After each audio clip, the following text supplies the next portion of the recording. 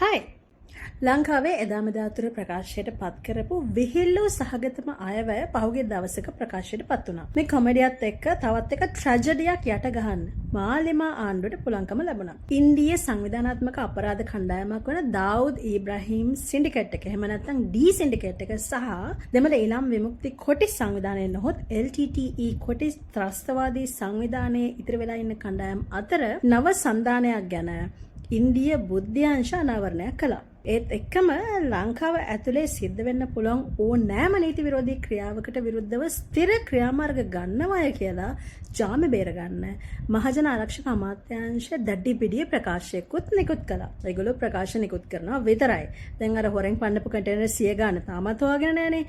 Container තියා පන්නපු එක හොයාගෙනත් නැහනේ. කොහොම නමුත් මේ වගේ බැරෑරුම් සිද්ධියක් ගැන ප්‍රශ්න කරනකොට ජනාධිපති අනුර කුමාර දිසානායකගේ අතිසාර මිත්‍රයෙක් වෙන මහජන ආරක්ෂක අමාත්‍යාංශයේ ආනන්ද විජේපාල කියනවා මම දන්නේ නැහැ මට කිව්වේ නැහැ මට ඇහුනේ නැහැ වගේ කතාවක්. එයා කොහොමත් ගොඩක් දේවල් දන්නේ නැහැ තමයි අනුන්ගේ මගුල් හොය හොයා හිටියට එයාට එයාගේ අමාත්‍යාංශ දේවල් ගැන දැනුමක් නැහැ. කමක් නැහැ. දන්නේ නැත්නම් බංකුවක් අරන් එන්න අපි කියලා දෙන්නම්. ඉබ්‍රාහීම් දාවුද් කස්කර් කියලා කියන්නේ ඉන්දියානු ජාතික පාතාල නායකයෙක්. මත්ද්‍රව්‍ය ජාවාරම්කරුවෙක් සහ ත්‍රස්තවාදියෙක් කියලා හඳුන්වන පුද්ගලෙක්. මිනිහා 1970 ගණන් වල මුම්බයි වලදී පටන් ගත්ත ඩී කම්පැනි කියන ඉන්දියානු සංවිධානාත්මක අපරාධ කල්ලියට තවමත් නායකත්වය දෙනවා කියලා තමයි ආරංචි තියෙන්නේ. ඩී කම්පැනි කියලා කියන්නේ ඉන්දියානු පාතාලයේ සහ ජාත්‍යන්තර අපරාධ ලෝකයේ කුප්‍රකට සංවිධානයක්. ඒක මෙහෙවන දාවුද් ඉබ්‍රාහීම් කස්කරට විරුද්ධව තියෙන ප්‍රධානම චෝදනා අතරට මිනිමරුම්, කපම් ගැනීම,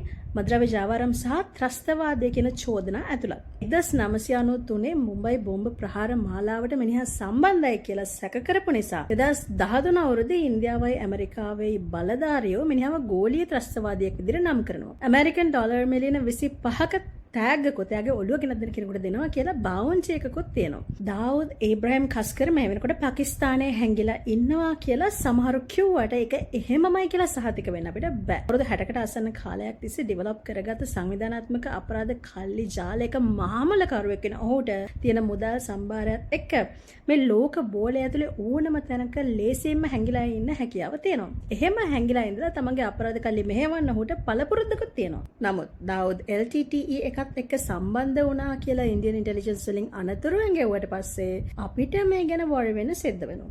සංවිධානාත්මක අපරාධ කල්ලි සහ ත්‍රස්තවාදී කණ්ඩායම් ඇති වෙන සම්බන්ධතා, හිත මිත්‍රකම්, නෑදෑකම්, බිස්නස් ඩීල් කියලා කියන්නේ කලාපයට, ජාත්‍යන්තරයට විතර නෙමෙයි මුළු ලෝකෙටම ආරක්ෂාවට ඉතා විශාල තර්ජනයක්.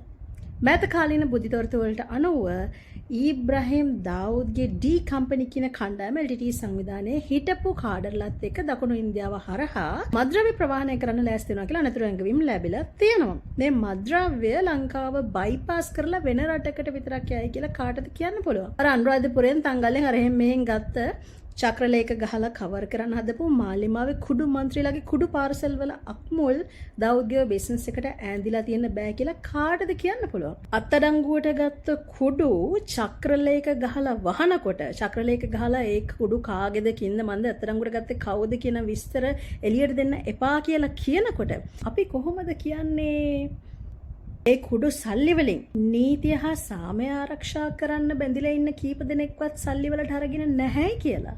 හිටපු කොටි කාඩර්ලගේ ඉන්දියාව සහ ශ්‍රී ලංකාව අතර තියෙන මුහුදු මාර්ග සහ භූමි මාර්ග ගැන තියෙන දැනුම මේ වගේ බිස්නස් එකක් එක්ස්පෑන්ඩ් කරන්න දාවුද්ට රත්තරන් වලට වඩා වටිනවා. ඒ නිසා පුනරුත්ථාපනය කරලා මුදා හැරපු LTTE සමාජිකයන්ව පවා ඉතා ඉහළ මිලකට සල්ලි දීලා ගන්න මේ ජාලයේ අපරාධකාරයෝ පෙළඹෙන්න ඉඩ තියෙනවා. LTTE කොටි සංවිධානය තමන්ගේ මෙහෙයුම් වලට සල්ලි හොයාගන්න මද්‍රව්‍ය ජාවාරම, මුදල් විශුද්ධිකරණය, මිනිස් ජාවාරම වගේ අපරාධ ක්‍රියාකාරකම් වල යෙදුනා කියලා ලෝකෙට ඔප්පු වෙච්ච ඉතිහාසයක් තියෙනවා. මේවා මේ නිකන් කටකතා නෙමෙයි මේවා ඔප්පු වෙලා තියෙනවා. ඒ අපරාධ ජාලයන් තාමත් ක්‍රියාත්මක වෙන්නේ නැහැ කියලා කාටවත් සහතික වෙන්න බෑ.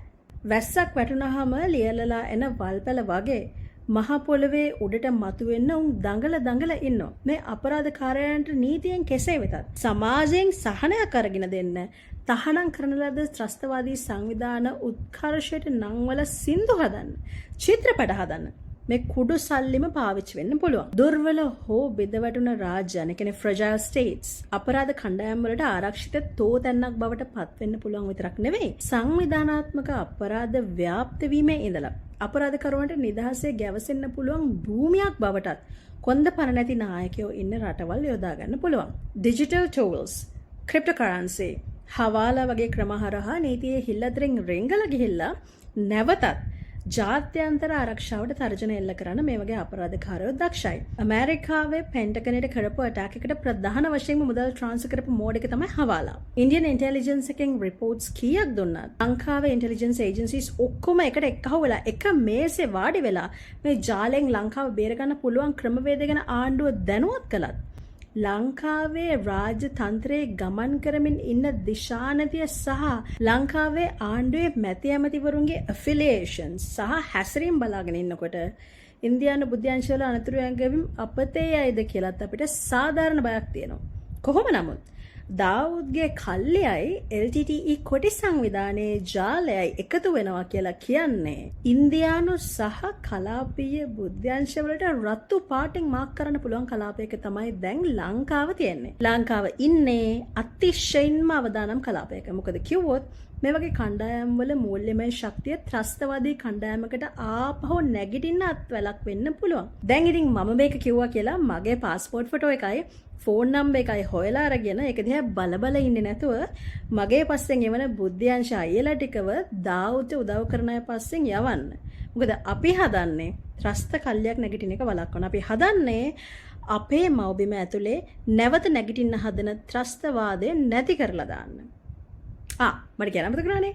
ත්‍රස්තවාදයට මුදල් ලබා දුන්නා කියලා සහ ඊට අදාළ ක්‍රියාකාරකම් වල නිරත වුණා කියලා ලයිස්තුගත කරලා තිබ්බ දෙමළ ජාතිකයෝ 11 දෙනෙක්ගේ නම් ඒ ලයිස්තුවෙන් අතිවිශේෂ ගැසට් පත්‍රයක් හොඳේ අතිවිශේෂ ගැසට් පත්‍රයක් මගෙන් ඉවත් කරලා තියෙනවා. මේක කරලා තියෙන්නේ ආරක්ෂක ලේකම් සම්පත් තුයකොන්තා විසින්. ඔයාලට බය වෙන්න දෙයක් නැහැ. කිව්වා වගේම මාලිමාණ්ඩුව ආපු දවසේ ඉඳලා ජාතික ආරක්ෂාවට ලෙස්සටම කරනවා. ඒ නිසා ඔය ත්‍රස්තවාදයට මුදල් දුන්නා කියලා ලයිස්තුවට දාලා තිබ්බ නම් 11 ලයිස්තුවෙන් අයින් කරා කියලා කියන්නේ ඒගොල්ලෝ අනිවාර්යයෙන්ම කොහේ හරි තැනක අත තියලා දිවරලා ඇති අපි ආපහු කවදාවත් ත්‍රස්තවාදයට මුදල් දෙන්නේ නැහැ ප්‍රොමිස් කියලා. නැත්තම් අපේ අතිගරු ආරක්ෂක ලේකම්තුමා අති විශේෂ කැසට් පත්‍රයක් මගෙන් ත්‍රස්තවාදයට මුදල් දුන්නා කියලා චෝදනා ලැබපු මිනිස්සුන්ව ලිස්ට් එකෙන් අයින් කරන්නේ නැහනේ නේද?